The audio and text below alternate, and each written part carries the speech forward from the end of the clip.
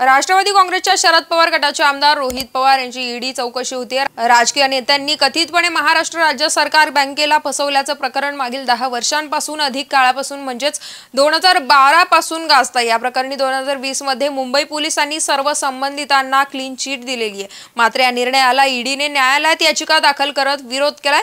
कन्नड सहकारी साखर कारखाना हा आजारी कारखाना असून या कारखान्याची खरेदी करण्यासाठी दुसऱ्या एका कंपनीला बारामती ॲग्रोने कॅश क्रेडिट अकाउंट मधून 5 कोटींची रक्कम देऊन बोली लावण्यास सांगितल्याचा दावा ईडीने केलाय। मात्र जी रक्कम वापरून ही बोली लावण्यास सांगण्यात आली ती रक्कम वास्तविकपणे बारामती ॲग्रोला खेळत भांडवल म्हणून कर्ज रूपाने मंजूर करण्यात आली होती। या खरेदी प्रकरणामध्ये बारामती ॲग्रो कंपनीने कर्जापोटी मिळालेली रक्कम दुसऱ्याच कारणासाठी वापरल्याचा ईडीचा दावा आहे। तर ईडीच्या या संपूर्ण दाव्याचा इशारा बारामती ॲग्रोचे कार्यकारी व्यवस्थापक आणि राष्ट्रवादी काँग्रेसचे आमदार रोहित पवार यांच्याकडे